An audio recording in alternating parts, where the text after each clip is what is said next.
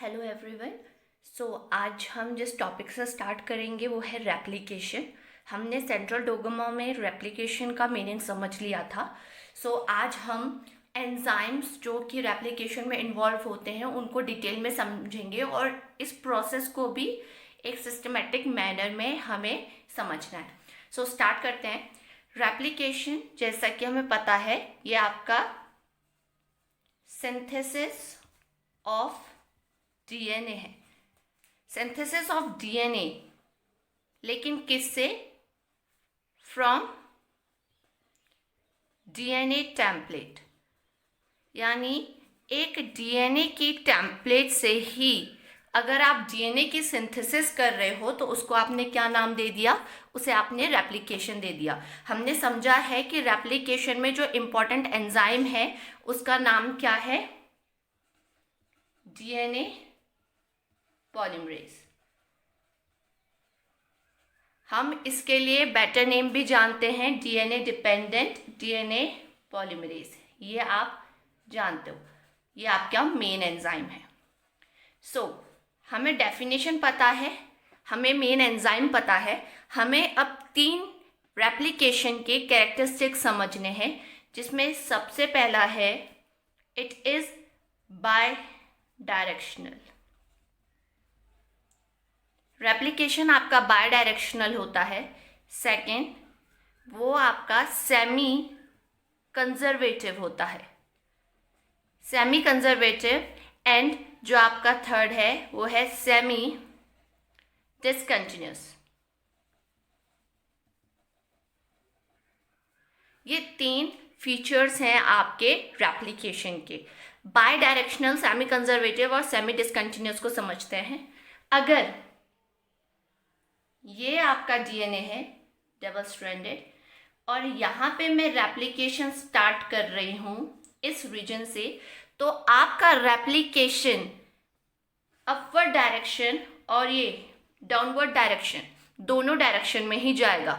इसलिए इसका नाम क्या हो गया? Bidirectional. बिकॉज आपका रेप्लिकेशन दोनों डायरेक्शन में अकर होता है, इसलिए हमने इसको रेप्लिकेशन को क्या नाम दे दिया? Bidirectional. अब हमें समझना है सेमी कंजर्वेटिव क्या होता है। अगेन, अगर हम यही डीएनए लें तो ये आपका पेरेंटल डीएनए है। इसी पेरेंटल डीएनए से हमें अगेन एक नया डीएनए सिंथेसाइज करना है। तो ये जो दोनों स्ट्रैंड हैं ये आपस में पहले सेपरेट हो जाएंगी और फिर एक नया डीएनए का टेम्पलेट सिंथेसाइज करेंगी। तो ये मैं एक नए डीएनए के टेम्पलेट को, डीएनए के स्ट्रैंड को ऐसे शो कर रही हूँ। ओके, आप देख सकते हो कि ये दोनों नए डीएनए हैं, बट इसमें एक स्ट्रैंड कौन सी है? पेरेंटल, और एक स्ट्रैंड कौन सी है? Newly synthesise. इसमें भी एक पेरेंटल और एक है आपकी न्यूली सिंथेसाइज। तो इसकी वजह से इसका नाम क्या हो गया? सेमी कंजर्वेटिव, क्योंकि इसमें एक पेरेंटल स्ट्रैंड है और एक न्यूली सिंथेसाइज स्ट्रैंड है। हमें बाय डायरेक्शनल समझ में आ गया कि हम रेप्लिकेशन को बाय डायरेक्शनल क्यों कहते हैं। हमें सेमी कंजर्वेटिव भी समझ में आ गया है। अब हमें समझना है कि सेमी डिसकंटिन्यूस क्या होता है, लेकिन सेमी डिसकंटिन्यूस को हम तब समझेंगे जब हम रेप्लिकेशन की प्रोसेस पूरे डायग्राम के साथ समझ जाएंगे। ये है आपके 3 रेप्लिकेशन के बेसिक फीचर्स। अब हम स्टार्ट करते हैं एंजाइम से। हमें अब ध्यान रखना है एंजाइम्स के बारे में जो इन्वॉल्व हैं आपके प्रोसेस ऑफ रेप्लिकेशन में। सबसे पहले जो एंजाइम आपने रेप्लिकेशन में पढ़ना है वो है हेलिकेज। हेलिकेज एंजाइम ये आपके लिए सबसे इम्पॉर्टेंट एंजाइम है, आपने इसके बारे में पढ़ना है। अब हेलिकेज एंजाइम वर्क कैसे करेगा उसको हमने समझना है। हेलिकेज एंजाइम को समझने के लिए सबसे पहले आपको देखना है एक डीएनए का स्ट्रक्चर। लुक, अगर ये आपका डबल स्ट्रैंडेड डीएनए है और मैं ये रीजन में रेप्लिकेशन स्टार्ट करना चाह रही हूँ, तो पहले इस रीजन का नाम होगा ओराई, यानी origin of replication. origin of replication वो रीजन होता है जहाँ से रेप्लिकेशन स्टार्ट होता है. हमें पता है कि रेप्लिकेशन अपवर्ड और डाउनवर्ड दोनों डायरेक्शन में चलना शुरू हो जाएगा, लेकिन सबसे पहले हेलिकेज एंजाइम आएगा और हेलिकेज एंजाइम यहाँ पे प्रेजेंट आपके हाइड्रोजन बॉन्ड्स ब्रेक करेगा. हाइड्रोजन बॉन्ड कौन से होते हैं जो आपको पता है? दो डबल स्ट्रैंडेड जो डीएनए है उसके बीच में आपके nitrogenous bases, complementary nitrogenous bases के बीच में बने होते हैं. तो वो सबसे पहले हेलिकेज इन्हीं हाइड्रोजन बॉन्ड्स को ब्रेक करेगा. ओके, सो हेलिकेज का काम क्या हुआ? It breaks hydrogen bonds. ये आपके हाइड्रोजन बॉन्ड्स को ब्रेक करेगा. किनको? हाइड्रोजन बॉन्ड्स को ब्रेक करेगा. सेकेंड, इसके लिए इंपॉर्टेंट आपने क्या याद रखना है? इसका नाम है अनवाइंडेज. हम इसको अनवाइंडेज क्यों कहते हैं? Because it is responsible for unwinding of DNA. आपसे पूछा जा सकता है अनवाइंडेज इनमें से कौन सा एंजाइम है, तो रिमेंबर हेलिकेज ही आपका अनवाइंडेज एंजाइम है. कौन से बॉन्ड्स को ब्रेक करता है? हाइड्रोजन बॉन्ड्स को. ओके, नाउ इसके लिए एक और इम्पॉर्टेंट पॉइंट आपने याद रखना है, एटीपी डिपेंडेंट एक्टिविटी. हेलिकेज आपकी एटीपी डिपेंडेंट एक्टिविटी शो करता है. इसका मतलब इसको अपनी एक्टिविटी परफॉर्म करने के लिए किसकी ज़रूरत है? एटीपी की ज़रूरत है. ओके, एक लास्ट लाइन इसकी क्या याद करेंगे हम? It is responsible for converting double stranded DNA into single stranded DNA. अगर ये यहाँ पे हाइड्रोजन बॉन्ड्स को ब्रेक करेगा तो हाइड्रोजन बॉन्ड्स को ब्रेक करने की वजह से आपका जो डबल स्ट्रैंडेड डीएनए है वो किस में कन्वर्ट हो जाएगा? सिंगल स्ट्रैंडेड में. जैसे यहाँ पे अगर मैंने ये हाइड्रोजन बॉन्ड्स दिखाए तो आपका ये रीजन, बिकॉज यहाँ पे हेलिकेज ने काम किया है तो यहाँ पे ये सिंगल स्ट्रैंडेड फॉर्म में आ जाएगा. सेम यही चीज़ नीचे भी होगी, बट आप अपनी कन्वीनियंस के लिए सिर्फ एक साइड के डायरेक्शन के बारे में ही पढ़ते हो. ओके, सो सबसे पहला आपका हेलिकेज एंजाइम, ये हमें समझ में आ गया. इससे रिलेटेड 4 पॉइंट हमको इजीली समझ में आ गए. नाउ सेकंड इम्पॉर्टेंट एंजाइम आपके लिए कौन सा है? एंजाइम नहीं है असल में, वो एसएसबी. एसएसबी से रिलेटेड आपको क्या याद रखना है? यह है आपके सिंगल स्ट्रैंडेड बाइंडिंग प्रोटीन.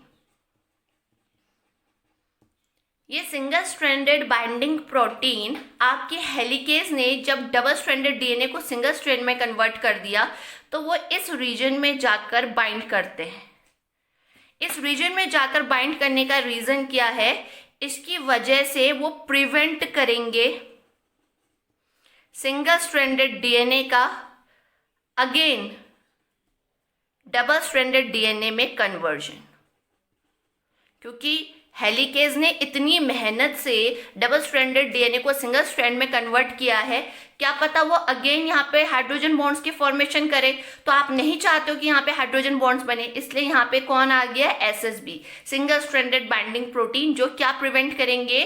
वो आपके डबल स्ट्रैंडेड डीएनए को फॉर्मेशन को रोकेंगे, यानी सिंगल स्ट्रैंडेड फॉर्म में ही रहेगा आपका डीएनए. 2 इंपॉर्टेंट हो गए. नाउ अब हम आते हैं थर्ड इंपॉर्टेंट, जिसका नाम है टोपोआइसोमरेज. इसमें से क्वेश्चन आपके लिए बन सकता है बिकॉज टोपोआइसोमरेज का नेम आपको एनसीईआरटी में मेंशन है. टोपोआइसोमरेज आपका थर्ड एंजाइम है. इसको इकोलाई यानी प्रोकैरियोट के केस में अगर और स्पेसिफिक आप टोपोआइसोमरेज बताना चाहते हो तो वो है आपका DNA gyrase. So DNA gyrase और टोपोआइसोमरेज लगभग सेम ही हैं, बट सिर्फ in the case of prokaryote. यानी अगर आप डीएनए गायरेज नाम बोलना चाह रहे हो तो it is a topoisomerase in the case of prokaryote. What is the function of DNA gyrase? DNA gyrase आपके डीएनए की सुपर कॉइलिंग को रिलीज करता है. Release DNA super coiling and release DNA tension. जो भी सेंटेंस आप बोलना चाहो, वो डीएनए सुपर कॉइलिंग को भी रिलीज करता है, वो डीएनए के टेंशन को भी रिलीज करता है। सेम मीनिंग है। मीनिंग अब आपने समझना है कि यहाँ पे हुआ क्या। जब आपके हाइड्रोजन बॉन्ड्स ब्रेक हुए और आपका double stranded DNA single stranded DNA में कन्वर्ट हुआ, तो उससे ऊपर जो डायरेक्शन में आपके डीएनए है वहाँ पे एक्सेसिव कॉइलिंग हो गई। एक्सेसिव कॉइलिंग की वजह से वो टेंगल्ड हो गया और अब रेप्लिकेशन में प्रॉब्लम आएगी। इसलिए वहाँ पे डीएनए को थोड़ा रिलीज करने के लिए, थोड़ा टेंशन हटाने के लिए कौन सा एंजाइम वर्क करता है? टोपोआइसोमेरेज, जिसको प्रोकैरियोट की फॉर्म नेम में अगर प्रोकैरियोट की बात करो तो कौन सा नाम दिया जाएगा? डीएनए गायरेज का नेम दिया जाएगा। ये आपके 3 इंपॉर्टेंट एंजाइम। नो, फोर्थ वाले की बात करें तो फोर्थ है आपका प्राइमेज। फोर्थ कौन सा है आपका? प्राइमेज। अब हम प्राइमेज की बात करें तो प्राइमेज नेम सजेस्ट कर रहा है। Primase that means it synthesise या फिर इट फॉर्म्स प्राइमर। ये क्या बनाता है? प्राइमर बनाता है।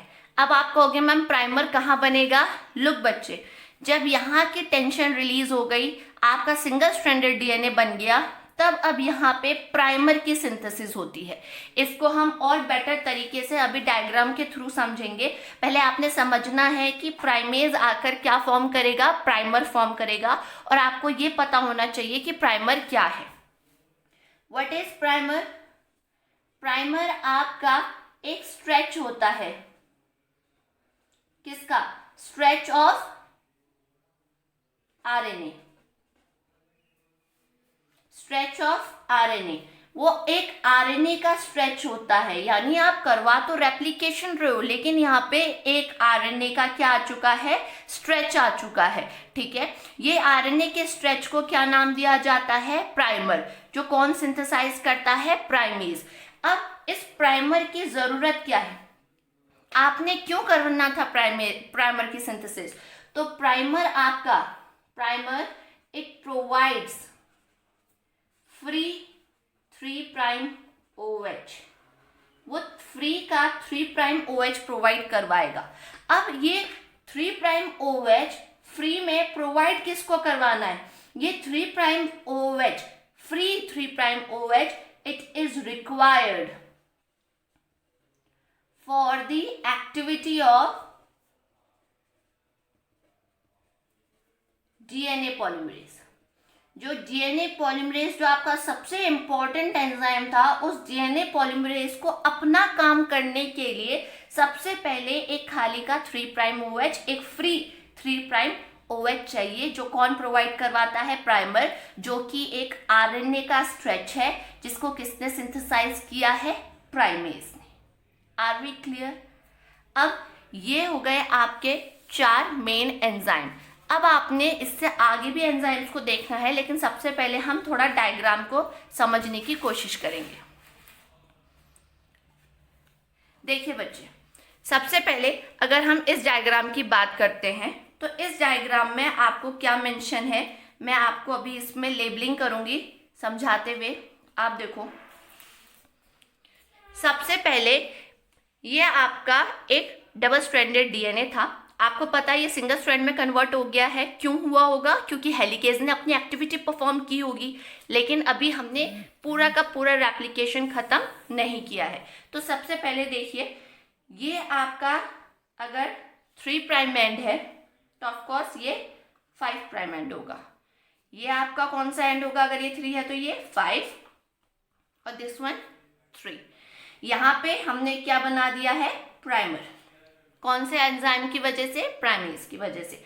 जैसे ही प्राइमर आया होगा, ये 3 है तो इसके सामने प्राइमर, इसके साथ हाइड्रोजन बॉन्ड ही तो अटैच होगा, तो ये वाला पोर्शन कौन सा बन जाएगा? 5', और ये कौन सा बन जाएगा? 3'। और आपको चाहिए ही क्या था?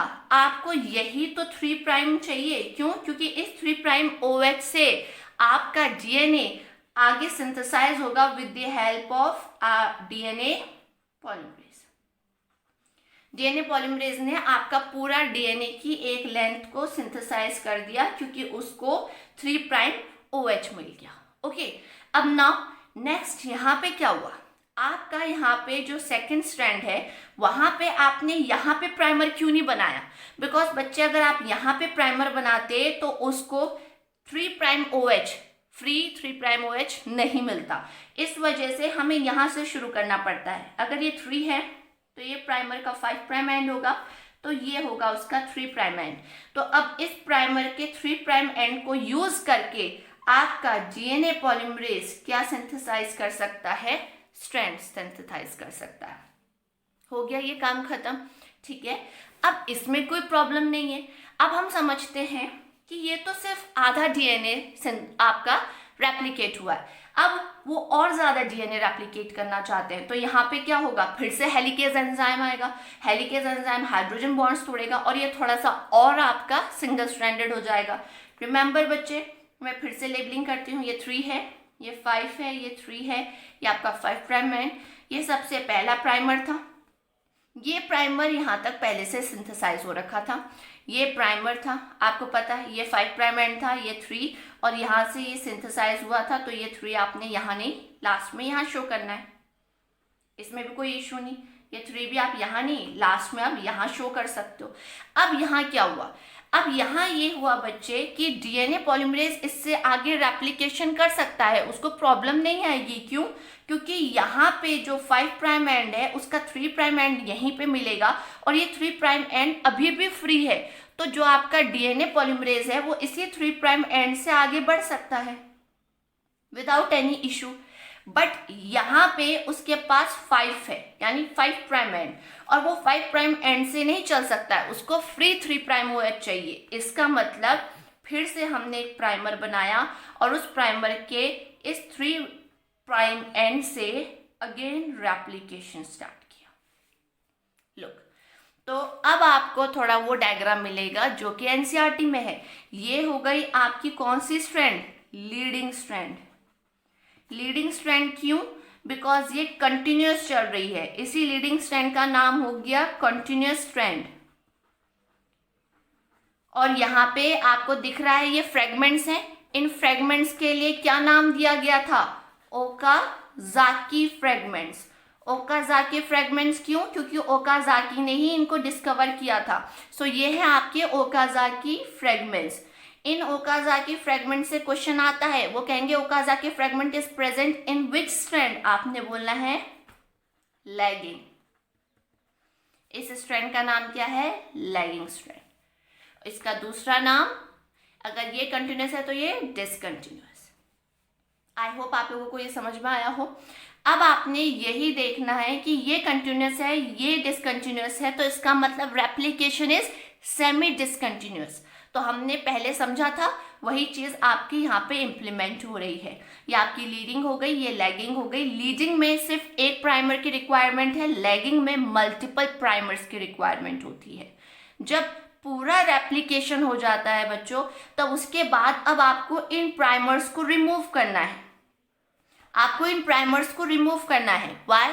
बिकॉज प्राइमर का पर्पस पूरा हो चुका है। डीएनए ने प्राइमर का यूज करके, डीएनए पॉलीमरेज ने प्राइमर का यूज करके आपका डीएनए सिंथेसाइज कर दिया, और अब आप इस प्राइमर को नहीं छोड़ सकते हो, बिकॉज ये प्राइमर आपका कैसा है? आरएनए का बना है, और हमें डीएनए में आरएनए की जरूरत नहीं है। सो अब किसकी बात आएगी? अब आएगी आरएनए रिमूवल, यानी आरएनए प्राइमर रिमूवल की।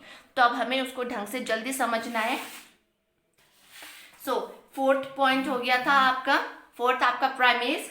Now the 5th one is DNA polymerase 3rd।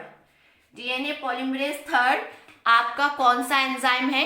DNA polymerase 3rd आपका मेन रेप्लिकेटिंग एंजाइम है। मेन रेप्लिकेटिंग एंजाइम का मतलब वही आपका रेप्लिकेशन कॉज करेगा। तो रेप्लिकेशन का जितना भी काम है वो किसने संभालना है? वो संभालना है आपका डीएनए पॉलीमरेज 3rd ने। लेकिन हमें अभी किससे मतलब है? हमें अभी मतलब है आरएनए प्राइमर रिमूवल से। सो आरएनए प्राइमर रिमूवल का काम कौन करेगा? तो आरएनए प्राइमर रिमूवर का काम करेंगे आपका एक और डीएनए पॉलीमरेज, लेकिन वो थर्ड नहीं होता, वो होता है DNA polymerase first. So DNA polymerase first is responsible for removal of RNA primer. ये आसानी से आरएनए प्राइमर्स को रिमूव कर देगा. उसके बाद जो प्राइमर्स को रिमूवल के बाद जो गैप बनेगा, उस गैप की फिलिंग का काम भी कौन करेगा? DNA polymerase first. ये गैप फिल भी करेगा, साथ ही साथ ये आरएनए प्राइमर को रिमूव भी करेगा. अब लास्ट एक जो एंजाइम आपके लिए इंपॉर्टेंट है वो है sixth enzyme, that is ligase. Ligase आपका अल्टीमेटली सबसे इंपॉर्टेंट एंजाइम है because it is responsible for joining of DNA fragments. जो आपके डीएनए के फ्रेगमेंट्स बने थे लैगिंग स्ट्रैंड में बहुत सारे, उन डीएनए फ्रेगमेंट्स को कौन जोड़ेगा? लाइगेज जोड़ेगा. कैसे जोड़ेगा? Bye formation of phosphodiester bond. Phosphodiester bond बनाएगा. फॉस्फोडाइस्टर बॉन्ड बना के वो लैगिंग स्ट्रैंड में जितने भी आपके डीएनए फ्रेगमेंट्स हैं उनको ज्वाइन करेगा. क्वेश्चन वो पूछ सकते हैं कि आपका लाइगेज कौन सी स्ट्रैंड में काम करता है, लीडिंग स्ट्रैंड और लैगिंग स्ट्रैंड? तो आपका आंसर क्या होगा? लैगिंग स्ट्रैंड्स पे. आई विश आप लोगों को ये सब समझ में आया हो. Thank you so much for your support.